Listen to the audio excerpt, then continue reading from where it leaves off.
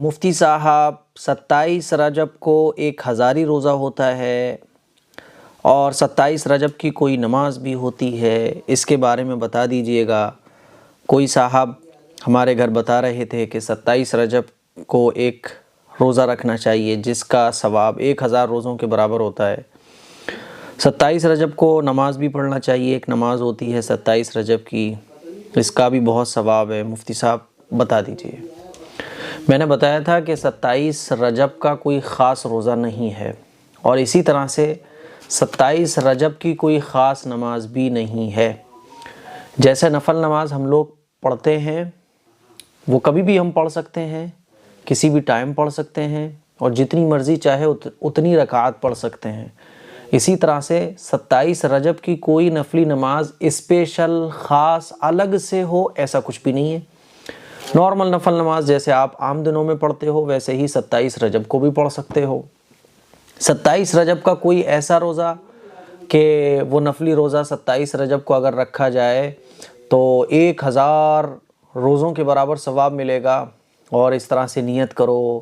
اس طرح سے اس کی نیت کر لو، اس طرح سے سحری میں دعا پڑھ لو اور ایسے نیت کر لو تو اتنا ثواب ملے گا۔ یہ طرح طرح کے روزے، طرح طرح کی نمازیں، جیسے ہی رجب کا 27 رجب کا دن آنے والا ہوگا نا تو یہ ساری چیزیں شروع ہو جائیں گی۔ میں یہ بات اچھے طریقے سے آپ لوگوں کو کلیئر کر چکا ہوں کہ 27 رجب کا نہ کوئی خاص روزہ ہے نہ کوئی خاص نماز ہے۔ کوئی بھی دن کی خاص نماز اگر ہوتی ہے، کوئی بھی خاص روزہ ہوتا ہے تو رسول اللہ صلی اللہ علیہ وسلم ضرور بیان فرماتے، اور حضور کے صحابہ ہم سے کہیں زیادہ دین پر عمل کرنے والے تھے، ہم سے کہیں زیادہ، بلکہ پیغمبر کے بعد جن کا مقام آتا ہے وہ صحابہ ہی کا مقام ہے نا۔ صحابہ اکرام دین پر عمل کرنے میں سب سے زیادہ آگے تھے۔ کسی بھی صحابی سے کوئی ایسا روزہ 27 رجب کا ثابت نہیں ہے، نہ کوئی خاص نماز ثابت ہے۔ اب بعض لوگ یہ کہیں گے ہو سکتا ہے کہ ارے مفتی صاحب اگر کوئی رکھ لے تو پرابلم کیا ہے؟ جی کوئی رکھ لے تو پرابلم کچھ بھی نہیں ہے، لیکن آپ کا عقیدہ اس سلسلے میں کیا ہے اس سے فرق پڑتا ہے کہ کوئی بھی چیز جب شریعت نے بیان نہیں کی ہے آپ اس کو بیان کر رہے ہو اور اس کو صحیح سمجھ رہے ہو، اور یہ سمجھ رہے ہو آپ کے 27 رجب کا جو روزہ ہے یہ 1000 روزوں کے برابر ثواب رکھتا ہے، تو آپ نے وہ عقیدہ بنا لیا جو رسول اللہ صلی اللہ علیہ وسلم سے صحابہ سے ثابت ہی نہیں ہے۔ تو اس چیز کا عقیدہ بنا لینا جو قرآن و حدیث سے ثابت ہی نہیں ہے، جو فضیلت ثابت ہی نہیں ہے، آپ نے وہ فضیلت ثابت کر لی اپنے لیے، وہ روزہ بنا لی اپنے لیے، وہ نماز بنا لی اپنے لیے، اسی لیے منع کیا جاتا ہے۔ ورنہ نارمل اگر آپ کا عقیدہ یہ ہے کہ بھئی جیسے اور دنوں میں نفل روزے رکھتا ہوں ایسی آج رکھ لے رہا ہوں، جیسے میں اور دنوں میں نفل نماز پڑھتا ہوں ویسی آج پڑھ لیتا ہوں، تو کوئی حرج نہیں ہے۔ لیکن عام طور پر جو لوگ 27 رجب کو روزہ رکھتے ہیں، 27 رجب کو نماز پڑھتے ہیں، ان کی نیت یہ ہوتی ہے کہ آج کے دن یہ جو میں نفل نماز پڑھ رہا ہوں اس کا ثواب آج کے دن زیادہ ہے، یہ جو میں روزہ رکھ رہا ہوں آج کے دن روزہ رکھنے کی فضیلت اور دنوں کے مقابلے زیادہ ہے۔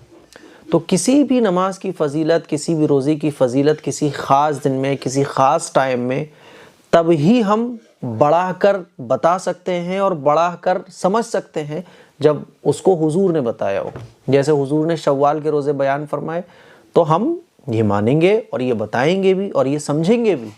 اور اسی نیت کے ساتھ روزہ رکھیں گے بھی کہ حضور نے ارشاد فرمایا کہ جو رمضان کے بعد شوال کے روزے رکھے تو اس کو پورے سال روزے رکھنے کا ثواب ملتا ہے۔ اب اس فضیلت کو ہم بیان بھی کریں گے اور اس فضیلت کو آگے بھی بڑھائیں گے، اور اسی فضیلت کا عقیدہ رکھتے ہوئے روزے بھی نفل رکھیں گے شوال کے۔ 10 محرم کو روزہ حضور سے ثابت ہے، صحابہ اکرام نے رکھا ہے، تو 10 محرم کے روزے کی فضیلت کو بھی ہم بیان کریں گے، اور 10 محرم کے روزے کو ہم رکھیں گے بھی اور ان باتوں کو آگے بھی بڑھائیں گے۔ لیکن 27 رجب کا جب کوئی روزہ اللہ کے نبی صلی اللہ علیہ وسلم سے، صحابہ سے ثابت ہی نہیں ہے، نہ کوئی ایسی خاص نماز ثابت ہے، تو پھر طرح طرح کے عقیدے بنا لینا، طرح طرح کی باتوں کو پھیلانا یہ مناسب نہیں ہے، ٹھیک ہے نا۔ اس سے کیا ہوتا ہے کہ کچھ سالوں کے بعد یہ چیز پھر جم جاتی ہے، مضبوط ہو جاتی ہے ہمارے گھروں کے اندر، اور آگے چل کے پھر یہی چیز بدعات اور خرافات بن جاتی ہیں۔ تو مجھے امید ہے یہ مسئلہ آپ کو اچھے طریقے سے سمجھ آ گیا ہوگا، اس کو شیئر کریں۔ السلام علیکم ورحمۃ اللہ وبرکاتہ۔